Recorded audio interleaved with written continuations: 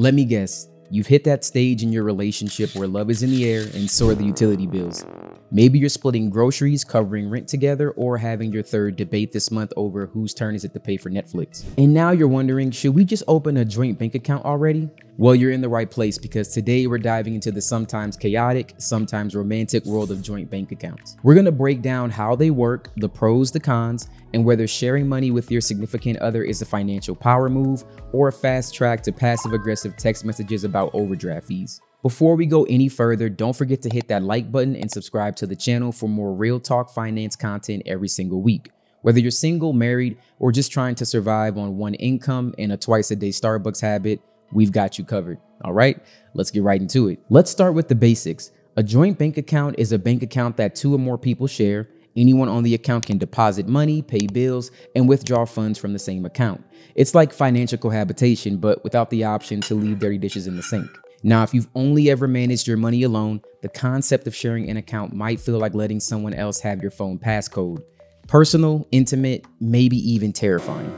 But joint accounts are actually really common, especially for couples, roommates, or even family members who want to simplify how they manage shared expenses. You can open a joint checking account, a joint savings, or both. And you'll each have equal access regardless of who deposited what, which can be convenient or chaotic depending on your partner's impulse control skills during a big online sale. So what's the upside? For starters, joint accounts make shared expenses way easier to manage. Think rent, utilities, groceries, or takeout. Instead of one person fronting the money and then getting paid back, you each just fund the joint account and pay from there. It can also help you fast track your finances together. You'll each have visibility into what's coming in and what's going out, which can lead to better teamwork when budgeting, or at least fewer "I thought you paid that bill" moments. You didn't pay the electricity bill. Plus, if you're working towards a savings goal like a wedding, a vacation, or a down payment, a joint savings account can help you stay accountable. There's something oddly satisfying about watching your travel fund grow together. Oh, and before I forget, if you're enjoying the breakdown so far, go ahead and smash that like button and make sure that you subscribe. Now, just because joint accounts can be convenient doesn't mean they're always a good idea.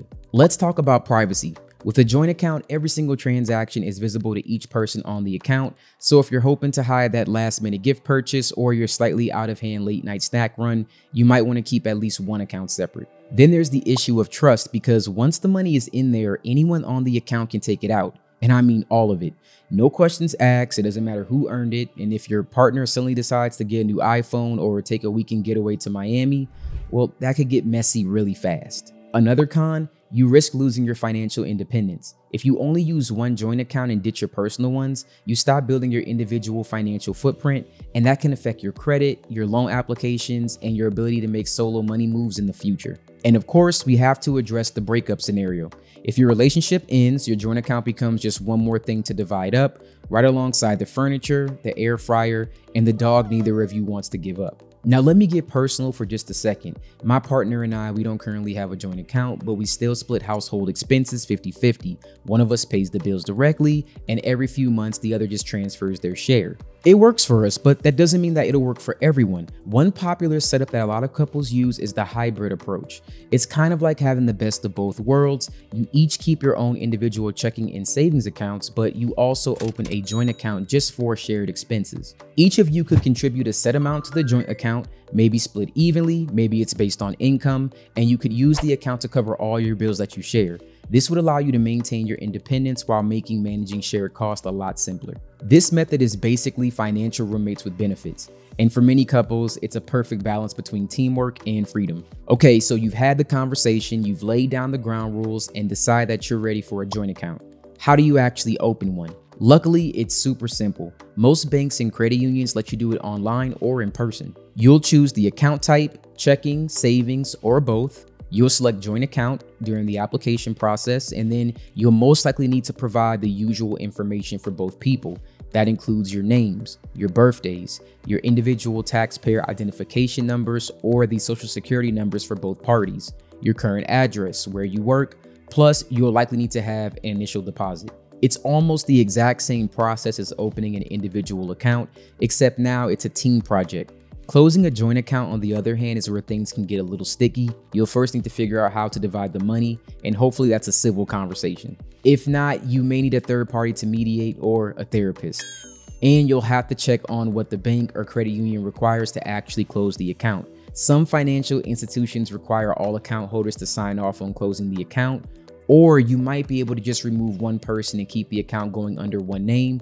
Just don't forget to cancel any automatic deposits or bill payments. Here's some tips to make sure this new account strengthens your relationship instead of stressing it out. First things first, set some ground rules. Think of this like creating a financial prenup for your checking account. Is the account going to be just for bills? Is it going to be for personal spending? What happens if one of you want to drop $500 on a new gaming chair or designer clothes? These are the kind of questions you want to answer now. Next up, track your spending.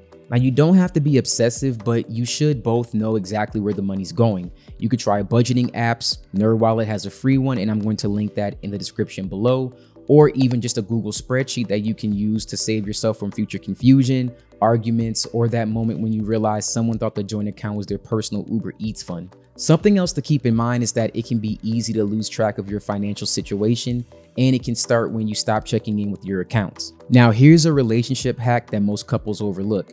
Schedule a money date once a month. Yes, a money date.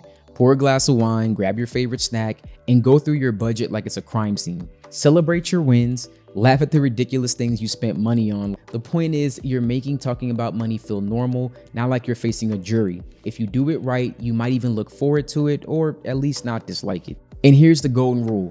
Don't give up your personal accounts. Just because you're sharing finances doesn't mean you stop being your own person. You still need space to spend, to save, and to buy weird stuff on Etsy without judgment. Call it fun money, call it self-care, call it do not ask me why I bought this money. The point is, everyone needs a little financial privacy. It keeps the relationship healthy, and honestly, it keeps the mystery alive. So yes, sharing a bank account takes trust, communication, and a little bit of humor, but if you treat it like a team sport instead of like a financial free-for-all, it can actually make your relationship stronger. Just remember, joint account harmony starts with boundaries, not blind faith, and overdraft fees. So let's bring it all home. Should you and your partner open a joint bank account?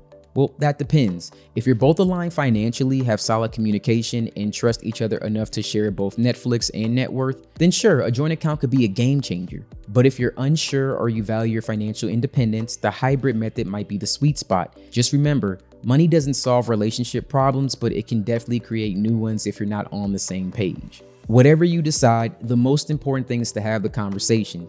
Be honest, set expectations, and revisit this regularly because like any good relationship, managing money together is less about the account and more about the communication. If this video helped you understand how joint accounts work, hit the like button, drop a comment, and let me know your take. Would you open a joint account, or is that a hard no? And of course, don't forget to subscribe so you never miss another video on love, money, or adulting.